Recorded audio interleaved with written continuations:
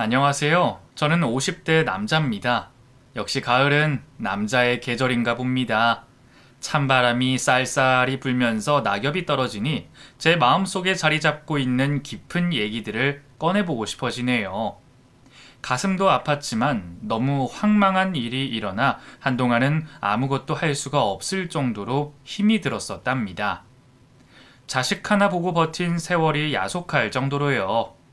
오늘은 컴퓨터 앞에 앉아 제가 하고 싶은 이야기를 마음껏 해드리고 싶습니다. 그럼 제게 어떤 일이 있었는지 지금부터 털어놔 보도록 하겠습니다. 제게는 아주 사랑했던 여인이 있었어요. 국민학교 동창이었던 친구인데 대학생이 돼서 다시 만나게 됐죠. 성격도 밝고 웃는 모습이 아주 아름다웠는데 제가 국민학교 때도 혼자 짝사랑을 했었습니다. 그걸 아는지 모르는지 제게 항상 다가와 장난치며 웃던 그녀의 얼굴이 아직도 눈에 선하네요. 저는 사범대학을 다녔었어요. 선생님을 꿈꾸고 있었기 때문에 재수까지 해서 힘들게 들어갔죠. 그녀는 제가 다니던 학교 앞 식당에서 알바를 하고 있었습니다. 그녀는 엄마와 단 둘이 살고 있었는데 가정 형편 때문에 학교를 다니는 일조차 너무나 어려워서 휴학을 하고 알바를 하고 있었거든요. 그러면서도 늘 야무지고 밝은 사람이었죠. 단 한 번도 현실을 원망한 적도 없고 힘들다는 내색도 잘 하지 않고요. 아주 오랜만에 재회한 제게 사장님 몰래 반찬도 더 가져다 주고 밥도 한 그릇 더 주던 그녀가 저는 너무나도 좋았어요. 누가 먼저랄 것도 없이 서로가 반가워 함께 자리를 갖게 됐고 그 시간들은 매일매일 모든 것을 함께 할 정도로 많아졌습니다. 친구처럼 연인처럼 항상 제 곁에 있던 그녀 덕분에 저는 군대도 잘 다녀왔고 임용고시도 잘 치러서 정말 선생님이 될 수 있었죠. 제가 임용고시를 합격하고 나자 제 부모님은 비슷한 조건에 있는 여자를 만났으면 좋겠다고 말씀을 하셨어요. 그녀는 그저 옛 추억으로 남기라는 말씀까지 하시면서 맞선 자리를 주선하기도 하셨습니다. 저는 그런 부모님이 너무 싫어서 화까지 냈었고 급기야 부모님과 사이가 좋지 않은 상태로 저희는 결혼을 하게 됐어요. 저희 부모님은 거의 저와 의절하실 정도까지 사이가 좋지 않아졌습니다.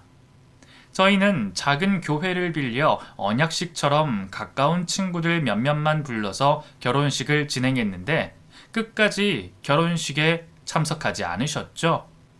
그때를 생각하면 아내에게 정말 미안한 게 많아요. 여자로서 평생 한 번뿐인 결혼식을 그렇게 초라하게 시부모님도 없이 치르게 된 것을요. 게다가 신혼여행도 그냥 고속버스를 타고 남해 쪽으로 여행하는 것으로 그쳤었는데 이것도 나중에 돈 모아서 꼭 해외로 비행기 타고 여행 가자고 약속을 했죠. 그때 당시에 저희는 형편이 굉장히 안 좋았습니다. 저희 부모님께서 아무런 지원을 못 해주셨기 때문에 제가 가진 얼마 되지 않은 돈으로 원룸 신혼집을 얻는 것으로도 벅찼거든요.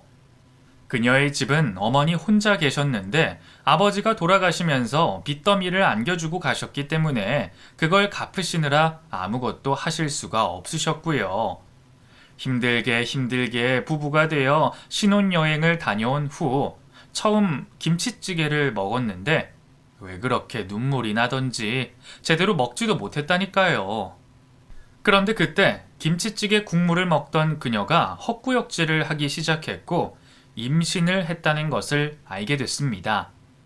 모든 것이 겁이 나기도 하던 시절이었어요. 제가 선생님이 된 지 얼마 되지 않았을 때의 일이었기에 더더욱 그랬던 것 같아요. 하지만 무슨 일이 있어도 아이만큼은 잘 키우자고 약속했습니다. 아내는 무슨 일이 있어도 이 아이만큼은 남부럽지 않게 키우고 싶다고 했어요. 돈 때문에 하고 싶은 것을 못하는 상황은 절대로 만들어주고 싶지 않다고 하면서요. 그래서 임신해서 입덧이 심한 몸을 이끌고 직장을 계속해서 다니면서 돈을 모으는 아내를 보고는 정말 책임감이 강하다는 생각까지 했죠. 미안해하는 제게 아내는 천사같이 말해줬어요. 여보, 왜 또 미안하다는 말을 해? 그러지 마. 나 지금 너무나도 행복해. 임신한 몸으로 일해서 돈 모으는 걸 보면 어느 남편이 미안하지 않겠어. 내가 너무 능력이 없어서 그런 것을. 너무 미안하다. 정말 미안해. 우리 부모님도 이제 아이 태어나면 마음이 달라지실 거고, 나도 열심히 돈 벌어서 모으고 있으니까 머지않아 우리 괜찮은 집으로 이사도 갈 수 있어. 고마워. 너무 고마워. 나도 고마워. 나같이 초라한 여자를 사랑해주고 결혼해줘서. 비록 나는 이렇지만 우리 아이만큼은 이렇게 키우지 말자. 좋은 학교도 보내고 비싼 과외도 시켜보고, 그리고 유학도 꼭 보낼 거야. 난 그렇게 해줄 거야. 무엇이든 할 수 있는 사람으로 만들어줄 거야. 아내는 세상에서 가장 멋진 여자였어요. 이렇게 힘든 상황 속에서도 제게 꼭 맛있는 밥을 만들어 주려고 노력하는 모습도 너무 보기 좋았고요. 그렇게 얼마 지나지 않아 아이가 태어났습니다. 아내를 쏙 빼닮은 딸이었어요. 그렇게 입덧으로 아내를 고생시키더니 이렇게 천사 같은 웃음을 보여주려고 그랬나 봅니다. 아내와 저는 아이를 품에 안았던 그날 엄청나게 많이 울었어요. 감격스러운 그 느낌은 아마 아이를 낳아보신 분들은 다 아실 거예요. 아이를 낳고 나니 저희 부모님도 마음이 조금은 열리셨나 봅니다. 아이를 한번 데려오라는 말씀을 하셨고, 갓난 아이를 품에 안으시고는 눈물을 글썽이는 모습까지 보이셨어요. 저희 부모님은 당장에 그지 같은 원룸에서 나와서 제대로 된 집을 구하라고 하시며 돈까지 주셨고, 덕분에 햇살이 잘 들어오는 집을 구할 수가 있었죠. 이대로 가면 모든 것이 행복할 것만 같았습니다. 부모님은 아직도 아내가 마음에 썩 들지는 않으셨지만 예쁜 손녀딸까지 낳아준 며느리를 더 이상 모른 척 하실 수는 없으셨던 모양이에요. 가끔씩 주말에 부르셔서 맛있는 음식도 사주셨고, 특히 아이에게만큼은 옷도 사주시고 육아용품도 사주시며 많은 것을 해주셨습니다. 아이는 무럭무럭 자랐고 아내는 정말 최선을 다해 아이를 키웠어요. 밤에 잠을 못 자는 것 또한 행복이라면서 인상 한번 찌푸리지 않던 아내는 아이가 어렸을 때부터 영어 교육을 해야 한다며 영어 CD를 들려주면서 엄청나게 노력을 했습니다. 자신이 부족해서 인정받지 못한 부분을 아이에게는 절대로 물려줄 수 없다면서요. 누구보다 멋진 커리어 우먼 딸로 키우고 싶다면서 최선을 다했죠. 그러던 어느 날 장모님이 몸이 편찮으신 적이 있었어요. 저녁 늦은 시간이었는데 아내가 잠시 장모님 댁에 다녀온다고 하더군요. 장모님 스타일이 아픈 것도 말씀을 잘 안 하시는 편이라서 혼자 있으시다가 무슨 일이 일어날지도 모른다고 걱정이 된다고 했어요. 저는 아이를 보고 있을 테니까 걱정 말고 다녀오라는 말을 했고, 늦은 시각 아내는 홀로 장모님 댁으로 갔습니다. 이미 밤 10시가 다 된 시각이라 장모님 댁에서 자고 오라고 하고 저는 아이를 재우며 깜빡 잠이 들었었어요. 당연히 아내는 다음날 아침에 올 것이라고 생각을 하고 편안하게 잠이 들었는데 전화벨 소리가 울리는 거예요. 눈을 떠 시계를 보니 새벽 2시가 다 된 시각이라 잘못 걸려왔을 것이라는 생각만 하고 전화를 받았는데 병원 응급실이라고 하더군요. 아내의 이름을 대면서 빨리 병원으로 와야 한다고 했습니다. 너무 놀라서 어떻게 해야 할지도 모르는 상태로 우선 아이를 업고 병원으로 향했어요. 며칠 입원했다가 퇴원하면 되겠지 하는 생각으로 설마 하고 병원으로 향했는데 글쎄 아내는 제가 병원에 가는 사이에 벌써 숨을 거두어 버린 상태였습니다. 아내의 멈춰버린 심장을 다시 뛰게 하기 위해 기계를 동원해서 의사들이 애를 쓰고 있었지만 아내의 심장은 다시 뛰질 않았어요.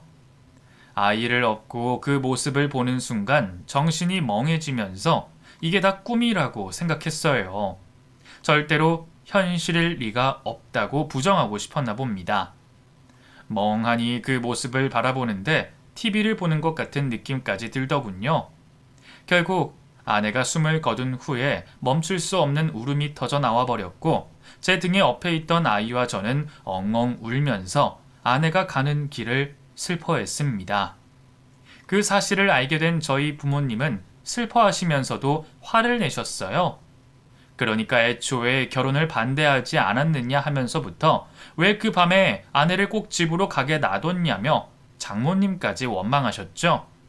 저보고는 얼른 정신 차리고 새로운 여자를 만나라는 말씀을 하시면서 혀를 쯧쯧 차셨습니다. 이놈아, 내 아들이 이렇게 된 꼴을 보고 어느 부모가 좋아하겠냐. 너도 자식 키우니 알 것이다. 내가 왜 이러는지. 그러니까 제발 정신 차리고 새 출발해. 안사돈한테 아이 맡기고 양육비 넉넉히 드리면서 그것이 모든 사람이 행복해지는 길이다. 어머니, 어떻게 그런 말씀을 하세요? 애 엄마 죽은 지 며칠이나 됐다고요? 그런 말씀 하실 거면 앞으로 오지 마세요. 절대로요. 저를 위해 하시는 말씀이었지만 그때 당시는 너무 원망스러워서 부모님과 거의 의절할 정도로 험하게 말을 했던 것 같아요. 딸을 잃은 장모님은 모든 것이 자신의 탓이라며 장례식이 끝난 후에도 한참 동안을 자리에서 일어나지도 못하셨어요. 어느 누가 그렇게 젊은 딸을 먼저 앞세우고 편안할 수가 있겠어요? 저도 너무나 힘들었지만 수시로 기절을 하시는 장모님이 걱정될 정도였습니다. 어떻게 지나갔는지도 모르게 시간은 지나갔고 아내는 납골당에 잠이 들게 됐어요. 처음 아내가 먼저 떠났을 때는 저도 따라서 죽고 싶은 마음이 가장 컸던 것 같아요. 아내 없는 세상은 상상도 해보지 못한 일이었거든요. 하지만 제게는 지켜야 할 아이가 있었고 이 아이는 저를 살아갈 수 있게 해주더라고요. 저를 버틸 수 있는 힘을 준 것이 바로 아이였어요. 장모님은 제게 여행이라도 다녀오라며 아이를 봐준다고 하셨고 저는 학교 방학 기간을 이용해 아주 긴 시간 동안 홀로 여행을 떠나며 진정으로 아내를 보내줬던 기억이 나네요. 비록 아내에게 제대로 결혼식과 신혼여행도 해주지 못했지만 다음 세상에 다시 만나서 꼭 해주겠다고 다짐도 했죠. 긴 여행이 끝나도 현실에서 아내가 없다는 것이 익숙해지지는 않더군요. 지금이라도 문을 열고 집으로 돌아올 것만 같은 느낌에 잠도 푹 자지 못할 정도였습니다. 아내를 먼저 떠나보내고 장모님은 저와 아이를 위해서 최선을 다해 도와주셨어요. 한 번은 진지하게 저를 붙잡고 이런 말씀까지도 하셨죠. 박서방, 이런 말 어떨지 모르겠지만 말이야. 자네 아직 젊고 능력도 좋은 사람인데 이렇게 혼자 살 수는 없지 않나. 내가 이 아이 맡아서 키울 테니 새로운 여자 만나게나. 자네 정도 직업이면 충분히 만날 수 있을 거야. 성격도 착하고.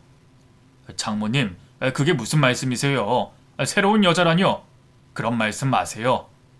자네 아직 나이가 30밖에 안 됐는데 그럼 여자를 만나야지 혼자 살려고 그랬어? 애 딸린 호라비는 다 안 좋아하니까 내가 애 맡아서 키울게. 응? 양육비만 조금만 주면 내가 잘 키워줄게. 제가 어떻게 다른 여자를 만나요? 제 평생 여자는 단 한 명이라고요. 절대로 저한테 그런 말씀 마세요. 나는 말일세. 박서방이 진심으로 행복했으면 좋겠네. 나라고 이런 말 하기 쉽겠나? 내가 죄인이지. 내가 죄인이야. 왜 그때 집에 가는 걸 안 말렸을까? 장모님은 제가 다른 여자를 만나서 다시 행복하게 살았으면 좋겠다는 말씀까지 하셨어요. 자신이 아이는 봐주겠다고 하시면서요. 저는 말도 안 되는 얘기라고 말씀드렸지만 사실 저희 부모님이 그 말씀을 정말 많이 하셨었죠. 더군다나 장모님이 아이까지 먼저 키워주신다고 말씀을 하시니 망설일 이유가 없다고 계속해서 말씀하셨습니다. 더 이상 듣기 힘들었던 저는 저희 부모님께 더 이상 도움 필요 없으니 연락하지 말자고 강하게 말씀을 드려서 이사까지 가버렸어요. 그때는 왜 그렇게 모질게 했는지 모르겠지만 죽은 아내를 그런 식으로 말씀하시는 부모님께 아주 많이 실망했거든요. 그 후로 저는 정신 바짝 차리고 아이에게 온 에너지를 쏟기로 마음먹었어요. 혼자서는 일을 하며 아이를 온전히 키우기 힘들었고 마침 장모님이 많이 도와주셨습니다. 저희 집에서 거의 살다시피 하시며 살림도 해주시고 제 저녁밥까지도 차려주셨으며 아이를 애지중지 열심히 키워주셨죠. 너무 감사하긴 했지만 한편으로는 아쉬운 점도 많이 생기더라고요. 아무래도 할머니이시다 보니 제 욕심처럼 아이의 교육적인 부분을 잘 신경 못 쓰시니까요. 저는 그런 부분들을 특히 많이 신경 쓰기 위해서 주말만 되면 아이를 데리고 특별한 교육을 하는 곳을 찾아다니며 수업을 진행했습니다. 많지는 않았지만 주말에 유아들을 대상으로 하는 창의 과학놀이 수업 같은 것도 있었고 수영, 발레, 영어까지 풀코스로 데리고 다녔죠. 유치원 아이가 그 정도의 수업을 하는 아이는 같은 유치원에 아무도 없을 정도였습니다. 저의 이런 열정이 아이에게 분명히 좋은 영향을 끼칠 것이라 생각하고 정말 열심히 했어요.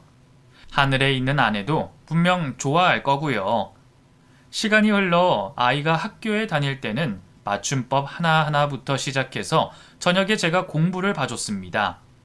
수학, 영어, 국어 등등 제가 아는 선에서는 최선을 다해서 알려줬죠. 아이에게 필요한 책부터 모든 재료들을 다 사줬고 부족함 하나 없이 키우려고 노력했어요. 그런데 아이는 가끔씩 제게 싫다는 표현을 하더군요. 아빠, 나 이거 꼭 해야 돼? 다른 애들은 안 하는데 왜 나만 해? 나 안 하고 싶어. 수연아, 다른 애들하고 비교하지 마. 너는 너야. 왜 다른 애들하고 비교해? 남들은 하고 싶어도 몰라서 못하고 부모님이 안 해주셔서 못하고 그러는 거야. 알아? 그래도 나도 놀고 싶고 그렇단 말이야. 노는 게 뭐가 그렇게 중요하다고 그래? 너 이거 너희 엄마 뜻이라고 엄마가 꼭 이렇게 해주고 싶어 했다고. 엄마는 지금 없잖아. 근데 왜 그게 중요해? 엄마보다 내가 더 중요한 거 아니야? 내 감정이 더 중요하잖아. 아이의 말에 저는 점점 더 단호하게 변하게 되더라고요. 주변에서 말을 들어보니 처음부터 습관을 잘 들여놓는 것이 중요하다면서 가끔 이런 표현을 할 때 강하게 몰아붙이라고 하더라고요. 저는 그 말만 믿고 아이에게 절대로 해야만 하는 일이라는 것을 강요했죠. 아이도 잘 따라올 것이라고 생각했고요. 하지만 그건 저만의 착각이었나 봅니다. 아이는 이상하게 제가 하자는 대로 하지 않고 점점 더 반대로 나가기 시작하더군요. 아빠는 왜 맨날 나한테 강요해? 엄마도 없는데 왜 엄마 말대로 해줘야 돼? 나 싫어. 안 할 거야. 아빠, 난 재밌게 살 거라고. 이런 거 다 소용없어. 논술이고 과학이고 영어고 이딴 거 안 할 거라고. 하려면 아빠나 해. 초등학교 고학년이 된 아이는 어느덧 제 말에 서서히 반기를 들기 시작했습니다. 제가 학교에 가 있는 동안은 장모님이 양육을 해주셨는데 할머니 말은 아예 우습게 생각하고 들은 채도 하지 않는다는 것도 뒤늦게 알게 됐죠. 장모님은 엄마 없는 불쌍한 아이니까 절대로 혼내지 말고 다독거리라고 제게 말씀하셨지만 저는 그럴 수가 없었습니다. 은연중에 장모님께 하는 행동을 보고는 화가 머리끝까지 올랐거든요. 그러면 안 됐지만 아이에게 매를 들게 됐고 그날 밤 제게 맞은 아이는 편지 한 장을 남기고 집을 나가버렸어요. 그때 아이가 13살이었는데 정말 상상도 하지 못할 일이었죠. 그날 밤 아이를 찾으러 아이의 반 친구들을 물어 집을 찾아다녔었는데 그 어디에도 아이를 찾을 수는 없었어요. 경찰서에 가서 도움을 요청해 보기도 하고 담임 선생님께 밤늦게 전화를 걸어 사정을 말씀드리면서 제가 할 수 있는 최대한의 일은 다 했던 것 같아요. 그렇게 며칠이 지나고 아이가 동네 PC방에 있다는 말을 듣고 그곳을 찾아가 봤어요. 아이는 어떤 남자아이들과 함께 있었습니다. 너무 화가 나서 아이가 입은 옷을 확 낚아채서 당장 나가자고 소리를 질러버렸는데 아이는 저를 보자마자 또다시 반항을 하기 시작하더군요. 아빠가 뭔데 이래라 저래라야? 나 안 가, 안 간다고! 내가 아빠 장난감이야? 하라는 대로 다 하게? 난 여기서 노는 게 재밌어. 여기 사람들이랑 노는 게 훨씬 좋다고. 그러니까 나 찾지 마. 너 이놈의 자식, 정말 이럴 거야? 하늘에 있는 네 엄마한테 부끄럽지도 않냐? 얼른 들어가. 너 아직 13살밖에 안 됐다고. 난 너를 지켜줄 의무가 있는 사람이다. 학교도 안 가고 이게 다 뭐 하는 짓이냐? 됐다고. 이거 안 나? 안 놓냐고? 오빠 살려줘. 나 좀 구해줘. 아이는 주변에 있는 남학생에게 도움을 요청했어요. 아이보다 4살쯤은 더 많아 보이고 학교에 다니는 것 같아 보이지 않던 그 남자아이는 저를 강하게 노려보면서 손을 놓으라는 말까지도 하더군요. 하지만 저는 아랑곳하지 않고 제 아이를 끌고 집으로 갔습니다. 이제는 말로 해서는 안 되니 강압적으로라도 해야 할 수밖에요. 아이를 데리고 집으로 가니 장모님이 하염없이 울면서 아이를 맞아주셨어요. 하지만 아이는 할머니를 본체만 취하고 자기 방으로 들어가서 문을 확 닫고 잠가버리더군요. 도대체 아직 초등학교 졸업도 하지 않은 아이가 어쩌면 이런 행동을 할 수 있을까요? 아무리 생각해도 제가 자랄 때와는 너무나 달라진 모습에 화도 나고 어이도 없고 그랬었어요. 어떻게 하면 아이를 올바르게 성장시킬 수 있을지 엄청난 고민을 했던 시기인 것 같아요. 주변 선생님들께 자문도 구하고 건너 아는 사람한테 심리상담센터도 다녀보고 그랬었어요. 또 제가 남자다 보니 딸의 마음을 잘 헤아리지 못하는 것 같아 저와 비슷한 아이를 키우는 엄마들의 입장을 알기 위해 꽤 많은 노력도 했고요. 그리고 그맘때쯤 제게 한 여자가 다가옵니다. 아는 사람을 통해 알게 된 사람인데 그분도 저처럼 혼자 아이를 키우고 있었어요. 작은 상담센터를 운영하고 있었고 제가 아이를 달래서 겨우 2번 정도 데려갔던 곳이었거든요. 상담이 끝난 후에도 궁금한 것이 많아 식사를 하며 이것저것 자문을 구했었는데 이런 제 모습이 좋아 보였다고 하더군요. 저와 정식으로 연애를 하고 싶다는 고백을 했었습니다. 솔직히 저도 남자고 나이도 젊고 하니 그분이 좋아 보이긴 했어요. 인품도 그렇고 저와 같이 사별을 한 아픔을 가진 사람이기도 했고요. 능력도 있고 자신의 일도 열심히 하는 걸 보니 누가 봐도 탐나는 사람인걸요. 그분과 연락을 주고받으며 친구처럼 지내면서 연애를 조금씩 시작하려는 찰나 아이가 제 핸드폰을 몰래 보게 됐습니다. 그때 제 아이는 중학교 졸업을 앞두고 한창 예민할 시기였는데 제가 다른 여자랑 연애를 하는 사실을 알게 됐고 또 한 번 집이 뒤집어졌어요. 딸아이는 저를 원망의 눈빛으로 쳐다보며 소리쳤죠. 아빠는 맨날 엄마 얘기하면서 그렇게 착한 척하더니 뒤로는 딴 여자랑 이러기야? 아빠 배신자네. 위선자라고. 그러니까 앞으로 나한테도 엄마가 보고 있다 어쨌다 이런 말 하지도 마. 알았어? 뭐? 너 무슨 소리야 그게? 엄마가 하늘나라에서 아빠가 딴 여자랑 사랑하는 꼬라지 보면 잘도 좋아하겠다. 정말 저질이야. 아빠는 위선자고 배신자고 난 그런 사람이랑 같이 살기 싫어. 그럴 거면 나가서 그 여자랑 같이 살아. 난 할머니랑 같이 살 거니까. 아니야? 친할머니도 그걸 바라셨잖아. 내가 모를 줄 알아? 너 정말 조용히 안 해? 그게 무슨 말이야? 배신자라니? 맞잖아. 할머니가 아빠 출근했을 때 집에 찾아와서 외할머니한테 말하는 거 다 들었어. 다 들었다고. 그러니까 아빠 나 버리고 다른 여자 만나서 살라고. 아이는 저희 부모님이 하시는 말씀을 다 기억하고 있었어요. 저희 부모님이 하도 답답하니 아이를 장모님께 맡기고 새롭게 출발하라고 하는 얘기였거든요.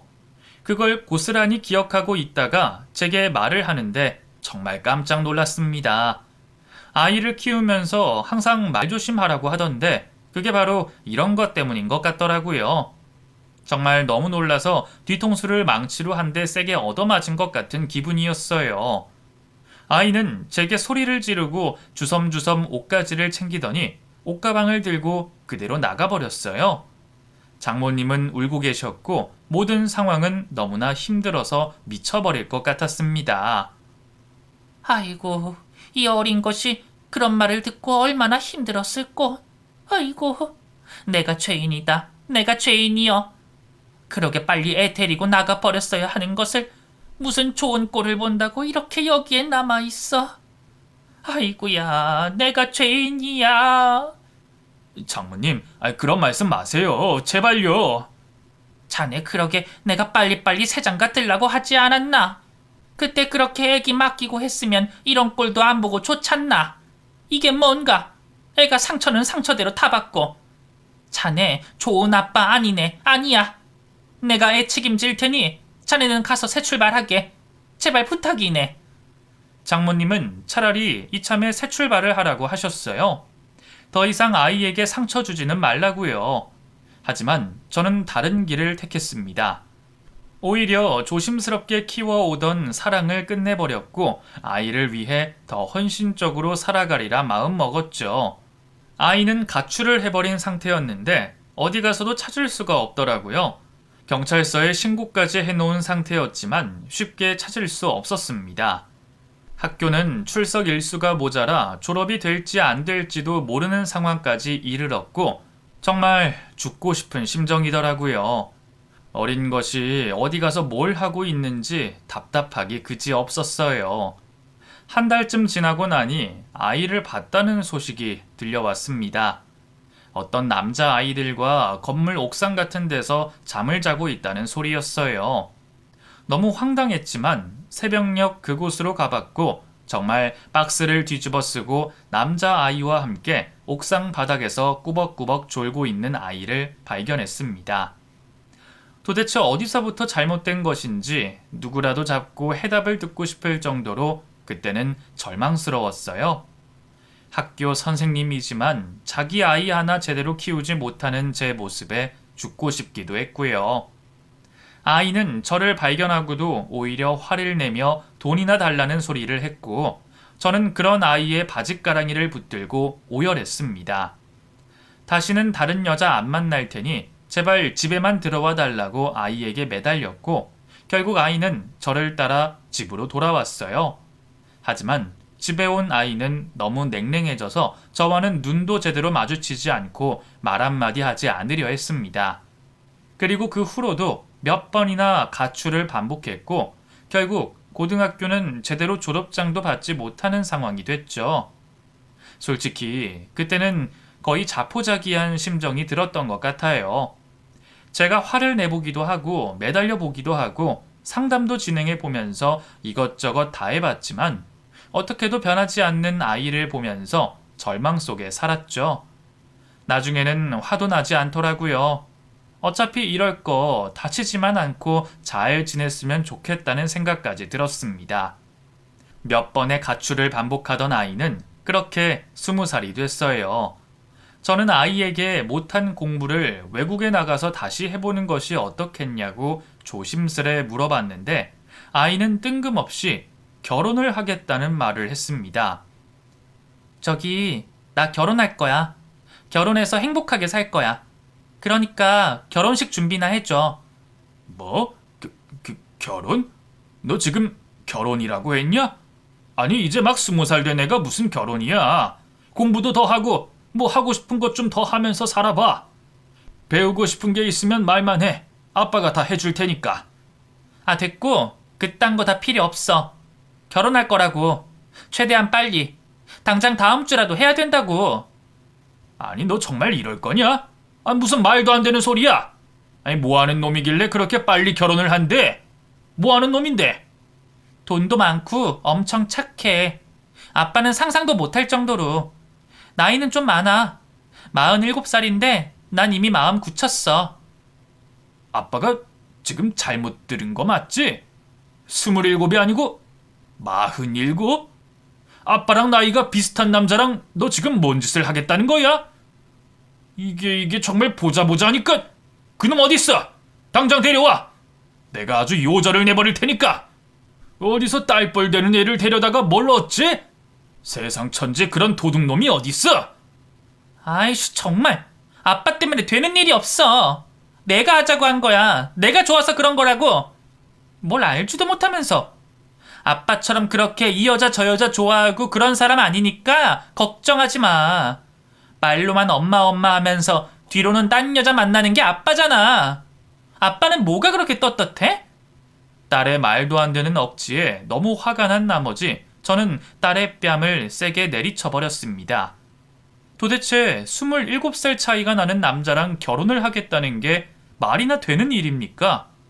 너, 내 눈에 흙이 들어가기 전까지는 절대 안 돼! 어디서 이런 말도 안 되는 짓을! 너 이럴 거면 아빠랑 인연 끊을 각오해! 알았어? 그래, 인연 끊어. 어차피 말도 안 통하는 배신자 아빠는 소용없다고. 딸은 그렇게 저와 인연을 끊는다는 말을 했고 집을 나가버렸고 다음 날은 바로 자신의 짐을 빼서 화물차 한 대를 불러 이사까지 가버렸습니다. 워낙 순식간에 일어난 일이라서 현실인지 꿈인지도 분간이 가지 않을 정도였죠. 어느 순간 눈을 떠보니 딸은 전화번호를 바꿔버렸고 완전하게 의절해버린 상태였습니다. 그날 이후 매일 밤을 술로 지새웠어요. 아내를 잃고 나서 죽자 살자 딸만을 위해서 살았던 시절이 황망했다고 해야 하나. 심장에 커다란 구멍이라도 난 것처럼 마음이 허해서 죽는 줄 알았어요. 또다시 수면제를 복용해야 잠이 올 정도로 충격이 컸습니다. 거의 1년 가까이를 그렇게 폐인처럼 보내던 어느 날 누군가 집 앞에 찾아왔어요. 저를 사돈이라고 부르시며 문을 열어달라고 하시더라고요. 너무 깜짝 놀라 문을 열어드렸고 그렇게 제 딸의 시어머니를 처음 뵙게 됐어요. 안녕하세요. 놀라신 거 알지만 저 따님 시어머니 되는 사람입니다. 네? 아, 네네. 저기 안녕하세요. 너무 갑작스러워서 일단 들어오세요. 황당하신 거 압니다. 27살 차이나 나는 남자랑 결혼을 한다고 했을 때 얼마나 황당하셨겠어요. 제가 만약 그쪽 입장이었어도 똑같았을 겁니다. 그런데 말입니다. 세상에는 나쁜 남자만 있는 것이 아니에요. 이런 말씀 드리면 어떻게 생각하실지 모르겠지만 대개 따님을 보듬어 준 게 제 아들입니다. 네? 그게 무슨 말씀이신지? 대개 따님이 임신을 한 상태에서 제 아들과 결혼을 한다고 하더군요. 당돌한 것이 처음부터 남의 남자애를 임신한 것 같다고 두 눈을 똑바로 뜨고 말을 하기에 저도 너무 황당하고 어이가 없었습니다. 제 아들이 나이만 많았지 그렇게 나쁜 놈은 아니에요. 남의 애 임신해서 어찌할 줄 모르고 애를 떼려고 하는 걸 알게 돼서 제 아들이 키워준다고 했답니다. 아니 그게 지금 무슨... 제 아들은 애비 없이 제가 혼자 키워서 누구보다 제가 잘 알아요. 지금도 대개 따님을 단 한 번도 건드리지도 않았을 겁니다. 부부 사이라기보다 거의 보호자 수준으로 대개 따님과 손주를 키워주고 있어요. 그러니 이제 그만 노여움 푸시고 둘 사이를 인정해 주시면 어떠실런지요. 사돈이라고 말씀하시는 그분은 제게 너무나도 황당한 말씀을 하셨어요. 기가 막혀서 어떤 말도 나오지가 않아 한참을 멍하니 바라보기만 했었던 것 같네요. 제게 자신의 아들 전화번호를 건네주고 가셨고 저는 많은 생각 끝에 떨리는 마음으로 전화를 걸었고 그 집으로 찾아가게 됐어요. 아이를 안고 문을 열어주는 그 남자의 얼굴을 보니 그래도 나이에 비해서 조금 젊어 보인다는 생각을 했네요. 뭐라고 말을 하기가 힘들어 가만히 있었더니 얼른 저를 보고 아버님이라 부르며 집 안으로 들어오라고 하더군요. 집 안으로 들어가 보니 딸아이는 몸이 좀 안 좋은지 누워있다 일어나서 나왔습니다. 아빠, 여긴 어떻게? 저를 보고 깜짝 놀라는 딸에게 저도 당장은 뭐라고 말할 수가 없더라고요. 아무 말도 하지 못하고 가만히 쳐다보고 있으니 사위는 제게 앉으시라며 자리를 내어줬어요. 이게 무슨 황당한 모습인지 모든 것이 낯설어서 소파에 앉아 그저 가만히 생각에 잠겨 있었습니다. 얼마나 시간이 흘렀을까? 딸아이는 제 옆에 앉아 말을 건넸어요. 아빠, 많이 놀랐지? 그래 이 녀석아. 임신했었다는 얘기는 안 했잖아. 어떻게 된 거야 도대체? 아니, 뭐가 어떻게 된 건지 나는 하나도 모르겠다. 네 시어머니가 엊그제 오셔서 말해준 게 지금 하나도 믿기지가 않고 아니, 뭐가 뭔지도 모르겠고. 아휴. 아빠, 그거 다 사실이야. 내 남편, 이 아이랑 나를 위해서 뭐든지 다 해주는 사람이야. 아이 아빠는 임신한 거 알고도 쌩까고 모른 척하면서 나 버렸고, 우연히 약국에서 만났는데 나랑 아이 지켜주신 분이야. 아니, 그게 도대체 어떻게 된 거야? 임신한 거 알고 내가 무슨 약이라도 먹고 둘 다 확 죽어버리려고 약국에 갔다가 약사님이 말려주셨고, 그렇게 인연이 됐어. 나 그때도 술을 엄청 먹고 약국에서 행패를 부렸거든. 아, 이렇게 귀한 천사 아이를 내가 그런 생각을 했다니 미쳤었나 봐. 아이 낳아보니까 정말 내 목숨보다 소중하더라, 아빠. 미안해. 아빠 찾아가려고 했는데 내가 몸도 안 좋고 그래서. 아니, 이 녀석아. 그럼 아빠한테 미리 말을 해줬어야지. 이 사람이 내 곁에서 모든 걸 다 해줬어. 그리고 지금까지도 나를 지켜준 사람이고. 나 이 사람 아니었으면 그냥 확 죽어버렸을지도 몰라. 아빠, 미안해. 정말 미안해. 저는 그제서야 딸의 입을 통해 모든 사실을 알게 됐고, 그 자리에서 사위에게 무릎을 꿇고 감사의 인사를 할 수밖에 없었습니다. 이렇게 귀한 제 딸과 손주까지 지켜준 사람이었으니까요. 그 당시에 저는 딸과 사이가 너무 좋지 않아 딸의 어려움을 알지도 못했을 뿐만 아니라 딸은 오히려 저를 미워하고 있었기에 도움을 요청하지도 않았거든요. 고맙습니다. 정말 고마워요. 왜 이러세요? 이러지 마세요, 아버님. 얼른 일어나세요. 얼른요. 내가 사람 만나보지도 않고 무조건 안 된다고만 했는데 정말 미안하네요. 내가 정말 미안해요. 저는 눈물까지 쏟아져 나왔어요. 제 팔을 잡아 일으켜주던 늙은 사위의 팔은 정말 따뜻했습니다. 어떻게 해야 이 은혜를 갚을 수 있을까 하는 생각을 하다가 저는 조심스럽게 입을 열었어요. 두 사람 결혼도 안 하고 이렇게 사는 거예요? 우리 당장 결혼식부터 합시다. 내가 당장 식장도 알아보고 다 할게요. 당장 결혼식부터 해요. 아빠, 정말이야? 정말 결혼 허락해 주는 거야? 진짜? 그래, 이거사. 이런 일이 있으면 진작에 말을 했어야지. 그것도 모르고 나 혼자 나쁜 놈 돼가지고는. 너 끝까지 이렇게 아빠 속 썩일래? 아빠, 고마워. 너무 고마워. 나 아이 낳아보니까 이제 아빠 마음 알겠어. 나도 이 아이 위해서 목숨까지 바쳐서 모든 것을 다 해주고 싶거든. 아빠, 고맙고 미안해. 그리고 이 사람 정말 좋은 사람이야.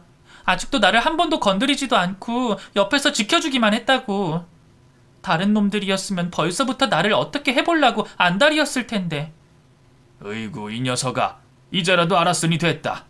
이렇게 좋은 사람 만났으니까 너도 앞으로 이 사람 건강에 특별히 신경 써서 오래오래 행복하게 살아라. 두 사람 아이도 또 낳고, 응? 저는 그렇게 두 사람의 인연을 진심으로 축하해줬어요.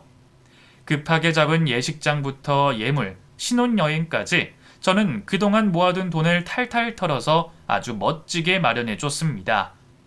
한 달 후 세상에서 가장 아름다운 모습으로 두 사람은 결혼을 하게 됐어요.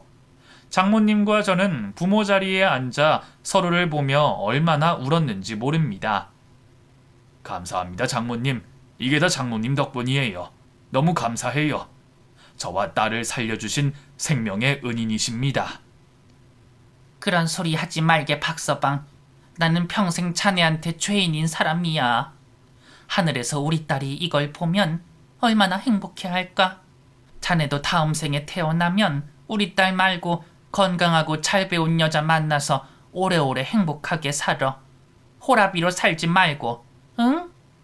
장모님과 저는 서로를 바라보며 세상에서 가장 행복한 표정을 지었습니다. 결혼식을 하는 내내 딸은 행복해 보였어요. 여태까지 저와 살던 시절보다 더 많이요. 그렇게 행복하게 웃는 딸의 모습을 보니까 제 마음까지도 너무 행복하더라고요. 사람이 살면서 저렇게 행복한 웃음을 지으면서 살아야 하는데 말이죠. 그동안 너무 딸에게 강압적으로 제 방식대로 교육을 시키려고 한 것이 미안해지기도 했습니다. 딸은 아이를 낳아서 그런지 결혼한 이후로 정말 철이 빨리 들더라고요. 저희 집에 자주 들려서 맛있는 음식도 사오고 자신을 키워준 외할머니를 찾아가 영양제도 챙겨주고 예쁜 옷도 사줬어요. 그리고 가장 반가웠던 소식은 딸이 검정고시를 통해서 고등학교 졸업장을 받고 싶다고 하더라고요. 아빠, 나 내 아들한테 멋진 엄마가 되고 싶어. 검정고시 봐서 고등학교 졸업하고 대학도 갈 거야. 남편도 그렇게 하래. 자기가 집안일도 다 도와주고 한다고. 그래 이거사. 진작에 그랬어야지. 아빠는 언제나 환영이야. 그래도 아빠 아직 현직 교사니까 너가 모르는 공부 도와줄 수 있을 거다. 모르는 거 있으면 다 갖고 와. 우리 딸 늦게라도 정신 차리니까 너무 보기 좋다. 네가 하고 싶은 거 다 해. 나중에 아이랑 같이 유학도 가봐. 아빠는 해달라는 거 다 해줄 자신 있으니까. 에이, 나도 남편이 있는데 왜 아빠한테 손을 벌리겠어. 이 사람 모아둔 돈도 많고 직장도 좋잖아. 내가 하고 싶은 거라면 다 해준다고 했어.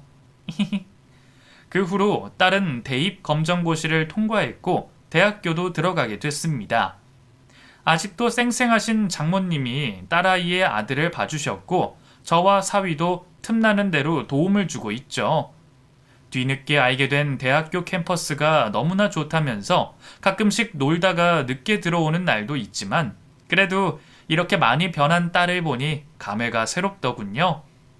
제가 아이를 봐줄 때면 하루에도 12번씩 전화를 걸어 아이 잘 있느냐고 물어보는 딸을 보니 세상에 자기 자식보다 귀한 것은 없다는 말이 딱 맞는 것 같네요. 제가 보기엔 아직 철부지 어린 딸 같은데 자기 자식 챙기려고 하는 모습을 보니까 마음이 든든하기도 하고요. 저희 부모님은 이제 모든 것을 내려놓으셨어요. 워낙에 연세도 많으시고 하시니 더 이상 화를 낼 여력도 없으시고요. 자나깨나 앞으로 혼자 살아갈 제가 걱정이 된다고 하시며 아직도 재혼에 대해서 말씀을 하시긴 하신답니다. 어이구, 우리 아들 언제까지 이렇게 혼자 살 거야? 얼른 결혼해서 알콩달콩 사는 걸 보여줘야 우리가 눈을 감지, 응? 아유, 알았어요, 어머니. 저도 이제 누군가를 만나볼 생각이 있어요. 정말이에요. 그러니까 너무 성급하게 생각 마시고 좀 기다려주세요. 아셨죠? 저도 솔직히 좋은 사람을 만나면 연애도 하고 재혼도 할 마음은 있어요. 아이도 자신의 행복을 찾아갔고 제가 재혼을 하는 것도 이제는 다 허락한다고 했으니까요. 아직은 아니지만 죽은 제 아내만큼 좋아하는 사람이 생기면 저도 죽었던 연애 세포가 되살아날 것 같은 기분이 드네요. 그때가 진짜 오긴 한다면 조금 빨리 왔으면 좋을 것 같네요. 자식 때문에 속 썩던 지난 시절은 정말 죽고 싶었지만 시간이 약이라고 이제는 훨훨 날아갈 듯이 행복한 마음만 가득합니다. 여러분도 힘든 일이 있으시면 조금만 참고 견뎌보세요. 분명히 좋은 날이 있을 겁니다. 사람의 앞일은 아무도 모르는 것이니 어떤 일이 일어날지 기대하며 인생 살아가 보자고요. 모두 힘내시길 바랍니다.